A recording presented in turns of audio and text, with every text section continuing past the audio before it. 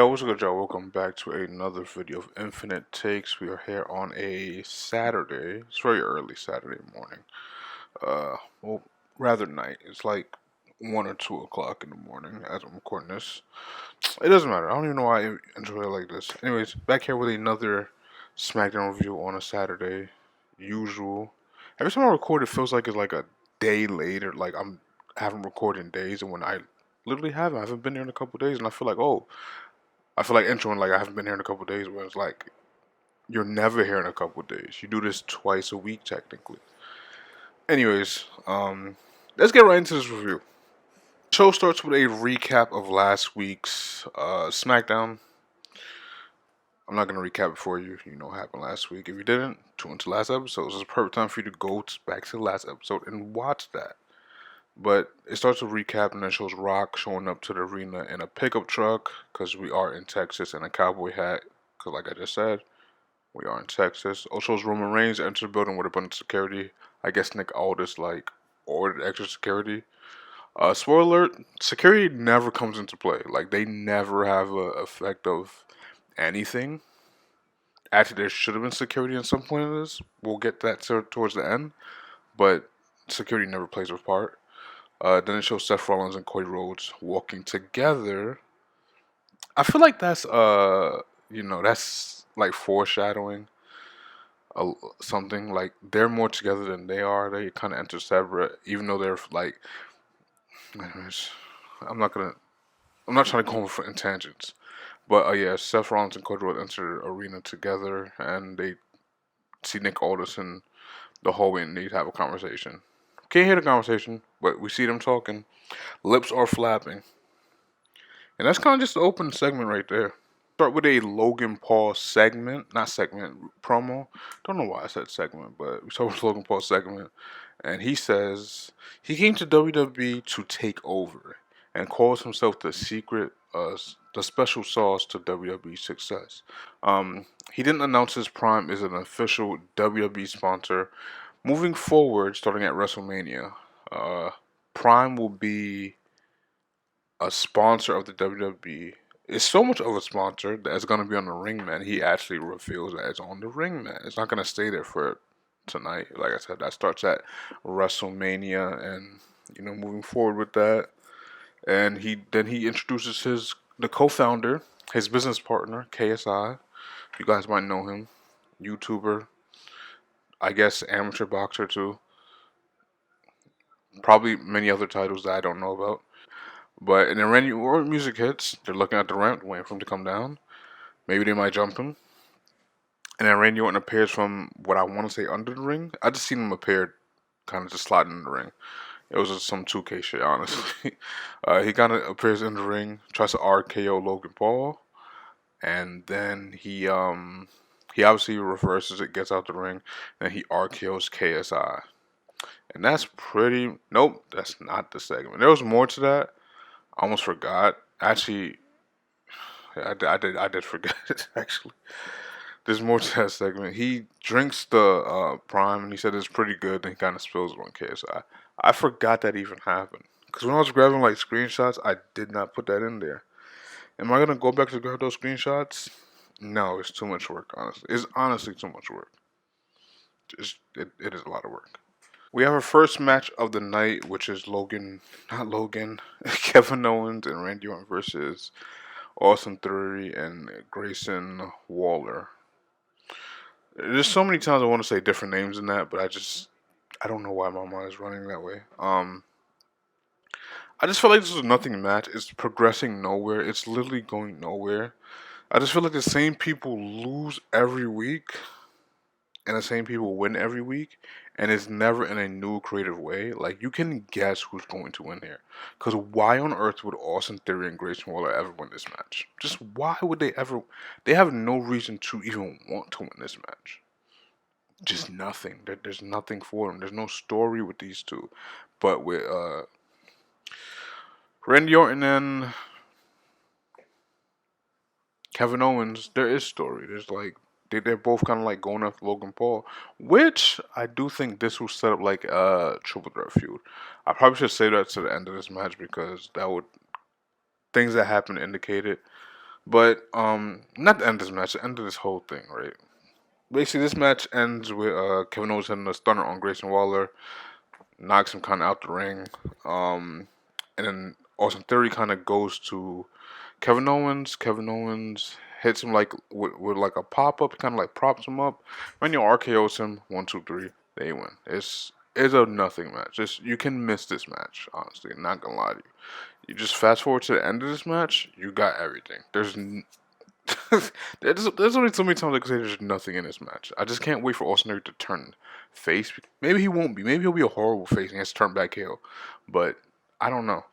If I'm honest, being honest, I don't think Austin, not that he's not ready for the main roster, but there's just nothing for him to do on this main roster. I think he can go to NXT and be a top star and just gain some shit back and then like get some momentum back. I think he could do shit like that. That's the storyline they should have did for him. Um, when he had Money in the Bank. I'm going off a tangent. I didn't want to go tangent, but I think this is a good tangent because you remember we have Money in the Bank had Shawn Rollins and he lost, right? Let's say he would have went to NXT. Whoever was the NXT champion at that time, like Braun Breaker or something, and let's say he would have cashed on him, been NXT champion, and he would have stood at NXT, and he would have been on NXT from that point until around now, and then he might get like called back up, and then it could be something like that. That's what I feel like is a good thing. Like it would have made more sense for that to happen because if you think about things that happened since he had Money in the Bank, he cashed in, lost it on a U.S. championship. Bad booking, bro. Just not bad, but yeah, let's just say bad booking. Just bad decision. And then he got the U.S. championship back eventually, and then he held it for a very long time. Faced John Cena at WrestleMania, beat him, didn't fucking matter. And ever since then, he's kind of just been with Grayson Waller. He eventually lost the title, and ever since then, he's kind of been with Grayson Waller, and nothing has really progressed for Theory after that. It has been that. Anyways, that match happened, and then at the end of the match, it's just funny how I just went on a tangent. And I'm like, oh yeah, more things happen. Um, at the end of the match, I want to say Logan Paul so bad. Kevin Owens and Randy Orton are celebrating, and then Logan Paul comes behind him, attacks both of them. He takes his brass knuckles out. He's about to hit Randy.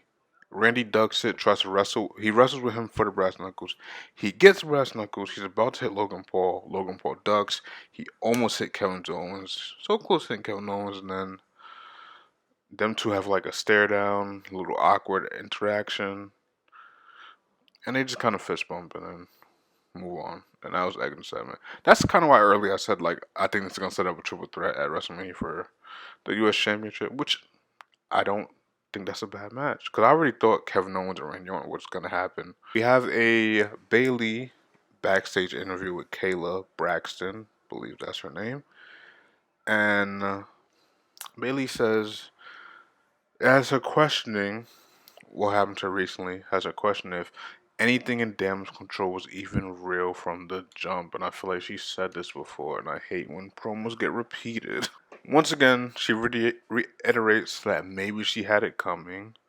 She said all these things that she did in her past that were bad, um, she did it for attention to get to the top, which is poor excuse.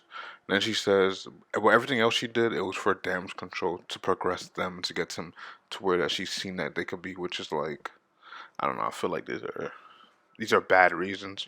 I feel like you just gotta own them too. Like, fuck it, I did what I did type shit. You know. It's just she doesn't really care who she offended in the process of getting, damage control at the top because she's seen him as that special talent that she wanted to like, get on her level.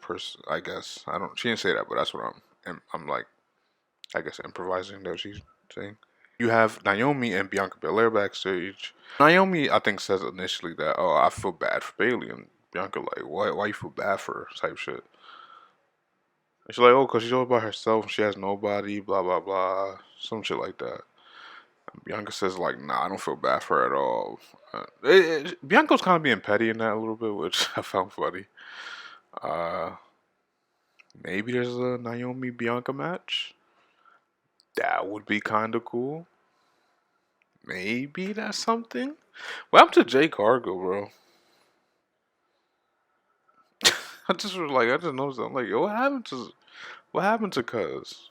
This match is Bobby. Oh my god, yo, I'm saying every wrong name. It's not like my brain is pretty like active right now, and it's acting like it's sleepy brain. This is what I do when I'm sleepy. Like when I'm fresh off waking up, and then I like just go straight to record. This is not what's happening this week. I'm just mishappening everything. It's Bobby Lashley. I almost said Bobby Roode, and I was like Bobby Jones.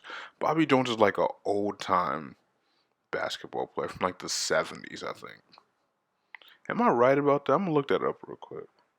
I'm not. I'm wasting time. They hyped this match up, or not hyped it. They labeled this match as a like a feud ender. They said a something ender, a final something. I forget what they said, but essentially it was like, yo, after this, it's over. Whoever wins wins, type shit. And this match was, it had some moments, but it was like AOP eventually just interferes. So like, okay, and then Street Profits come down. They attack him, and then AOP eventually ends up getting knocked out the ring somehow. Montez Ford dives on him. AOP catches Montez Ford, and then Dawkins kind of like jumps on him to just like whatever it. I just was so out of this match, bro. You can just tell when I'm not feeling something. I don't even want to cover it, but I'm gonna cover it because it is a review, and I'm reviewing the show. And distinct. Let me go back into the ring. Bobby with Karrion Cross. Bobby's about to like lock in the hurt lock, and then Scarlett comes in the ring, and then he stops obviously, and then B-Fab comes and smacks Scarlett out the ring, and they start doing their thing outside the ring, and eventually Bobby locks in the hurt lock, and then AOP come back in the ring and beat him up, and then immediately after, Street Profits follow. They try to help him again, and then they fail. They Street AOP just knocks Street Profit out the ring. Karrion Cross hits the final testament. I think that's what it's called. It's like a pump handle power slam type beat, and they stand tall. That was that. Pointless. I don't know why you label this as anything. I think the match needs to happen, but why don't y'all just have that? I don't know if they ever had that 6-man tag that they need. What is that? What are y'all saving that for WrestleMania? I would not put that on WrestleMania. The move is called the Final Prayer. I said Final Testament. I think that's the name of the group. Dragon Lee's backstage. He runs into Legado del Fantasma. They tell him that he looks like a wannabe Rey Mysterio. He takes offense to that, and then they push him down. Like it's felt like a high school bully scene, and I was like, okay, that was that. Tiffany Stratton versus Michin. Pretty standard match here. I felt like this was almost nothing match, but you can see where it's going. This was kind of like the I almost said Santo Escobar. What's cousin name? Andrade and Apollo Crews match. Like, are you really gonna get Michin to beat Tiffany Stratton when Michin doesn't really have a story going for her? Match is pretty simple. Michin goes for the Styles Clash. Tiffany versus into Alabama Slam, and then she goes for she hits the perfect moonsault. Maybe we should go like the Tiffy salt or something. But she hits that, and then 1, 2, 3, she wins, and that's it. That was basically it. There was a point on commentary where Corey Graves was saying, or somebody was saying that when Meechin was going for the Styles Clash, she was uh, looking at the ramp for AJ Styles. Don't know why he would be paying attention. Don't even know why he would be watching this match. Funny enough, right after this match, AJ Styles backstage with a promo. Like immediately after that, backstage promo from AJ Styles. AJ Styles said he flew across the world Elimination Chamber to attack LA Knight at Elimination Chamber because that's Elimination Chamber twice now. I feel like I said it back to back. Anyways, that's not what I said. He said he attacked LA Knight at the Chamber. I don't. I feel like I'm saying the same thing over and over. I feel like I said LA Knight attacked LA Knight. Oh my god. AJ Styles attacked LA Knight at the Chamber because he says LA Knight walks around like he owns the place when in reality he shouldn't even be in the same locker room as AJ Styles. Calls LA Knight an overachieving, under-talented loudmouth who's in desperate need of a humbling, and he's a phenomenal choice for it. Pretty, it was a pretty good line. I like that line. The phenomenal choice line. I was like, that was a pretty, phenomenal. What a guy. And then LA Knight backstage. I don't even know where AJ Styles was, but LA Knight is backstage and he says he actually doesn't say. He hits the TV out of anger and he kind of just beats it with a steel chair. He's still carrying around a steel chair. he basically just tells AJ Styles like have some balls and show up next week. This is 2 weeks in a row where we're stalling. Like you could tell when a feud is stalling. This is like filler. The next match is Dragon Lee versus Angel Garza. This is once again a nothing match. I don't know why Carlito's not here. I don't even know why Ray is not here. But they did announce Ray would be returning next week. I don't know why either of them are not here. They literally just appeared on the show last week. What's the point of not being here? Dragon Lee just ends up rolling up Angel Garza at the end. And I'm not gonna lie, it was a pretty decent match, but I just feel like there was nothing to it, so I didn't write anything down for it. Go see it yourself. You'll probably enjoy it. It was, it was okay. It wasn't too crazy. It wasn't too bad. It was just, didn't feel like writing anything down for this. But like I said, Dragon Lee roll up win, and Legado del Fantasma ends up just jumping him at the end. So that is what it is. Damage control segment backstage. Dakota says she's always been the brains of the operation, or the group rather. I don't know why I'm saying operation. Kairi Sane says, "If you were smarter," they're talking to Bailey, by the way. If she was smarter, she would have seen it coming. Asuka says Bailey has always been easy to manipulate, and Io Sky says he was never a part of the vision for damage control. It was always Io's era from day one, and then Dakota tells her she'll see her in the ring next week, meaning Dakota versus Bailey for next week. They're going to jump you again. I don't know who's gonna help you. Maybe a Naomi and Bianca. Now we're at the segment that we have all been waiting for. The Bloodline, Cody Rhodes, Seth Rollins, Rock stuff. Let's get right into it. Nick Aldis basically knocks at this segment. This part of the segment was really weird because as soon as Nick Aldis goes to the door, you hear like a phone alarm go off, like an iPhone phone alarm go off, and it was so weird. It was like, I don't know. I felt like that was not supposed to sound there. Like maybe that was like a timer for something. But you definitely hear a phone alarm go off, and he looks and he's like, "Where are they?" And he gets mad. He goes look for them, and then as he goes look for them, this when the segment begins. Entrances. These entrances take very long.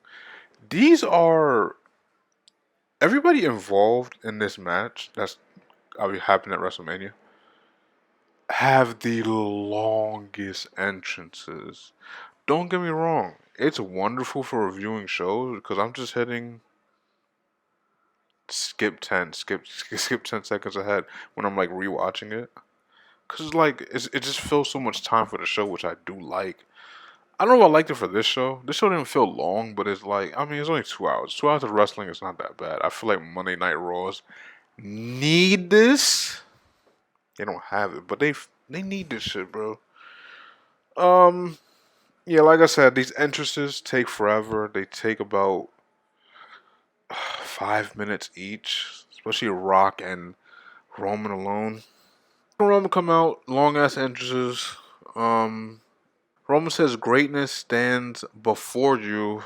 I guess that's their new slogan. And then Roman and Rock do their signature dap up hug thing. That's just what they're doing every time now. And Roman says acknowledge us. Everybody throws up the ones. I feel like everybody except Rock and Roman. But then again, Roman could have threw it up initially. But Rock didn't even throw it up at all. And then, Cody Rhodes comes out. They're looking towards the ramp. And there's no Cody Rhodes coming out. They pan to the crowd, you see Cody Rhodes. And then uh, Seth Rollins is with him, like, somewhere in the crowd. The camera could not find him for the life of them. Like, they were looking very hard for Seth. Could not see him, could not find him. They eventually found him, zoomed on him, and then commercial. I feel like there was two commercials, like one during these entrances, and then right then it was a very once again long segment, a lot of time fillers. Cody asked The Rock if he even had the authority to even make this match because of him acknowledging Roman's tribal chief. He said, because basically he's right. You didn't make this match, but you're acting like you're all high and mighty when you just basically acknowledge this man as your tribal chief. Shouldn't he be making the rules? Rock says he acknowledged Roman as tribal chief because that's what family does. He did it for his family. So maybe I feel like him saying that is like I don't really agree with him. I don't agree with like this. But I'm just doing it because family, and I respect family now, and I love family. Did I mention my family? And then he just keeps reiterating the stipulation. I'm like, we're not, like, why are we doing this? And Seth just interrupts me, like, thank you, Seth. Thank you for stopping this fucking madness. Tells The Rock that he had his time and you're not going to take their time, which I felt like was I don't know, I feel like that was like a personal shot for some reason, but probably not. And he basically says that they accept the match for Mania, and then Roman just starts laughing and says, "You're gonna let this crossdresser accept this match for you, like answer for you?" And I was like, "Crossdresser? Can they say that?" I feel like that's I feel like that's a very very offensive term, but I don't know. Maybe they let that rock. I don't know. Crossdresser's okay, I guess. Rock reiterates. Rock is doing a lot of reiterates. Like he basically reiterates that he's gonna do everything in his power to make sure that Cody does not get that title, and that he makes that World Heavyweight Championship disappear. Which is like, because he said some shit about I'm your boss, blah blah blah. I'm tired of the board talk, bro. Rock starts talking about his like family, Cody's family. Starts bringing up Cody's sister, and then he talks about Goldust. He doesn't say Goldust directly, but he says your brother, and we know who his brother is, Goldust. He says that Cody is 20 years apart from both his siblings, basically, and that makes him a mistake. And Cody, like it was a big pop because like, oh, you called him a mistake. It wasn't a planned baby. That's whatever, right? It wasn't offensive to me, but it's like, okay, he caught him a mistake, and then, Cody eventually slaps him. I thought they ran out of a lot of time, cause there was just so much right. Like after the slap, it just went off air. It was going off air before the slap even happened. It's not like the slap happened and the symbol showed an off air. No, like it just slapped. Like before the slap happened, it was like showing like, we're ending, and the slap, and then off air. Yeah, that's gonna do it. If you did enjoy, leave a like. Pretty quick review, I think, or maybe it was a standard review. I feel like sometimes when I say quick review, it's quick for me because it just flew by when I the recording and even like the watching it. But yeah, anyways, if you did enjoy, leave a like, subscribe. It helps the channel a lot. My links are in the description. Go follow those. And I'll see you guys on Tuesday. But until Tuesday, peace.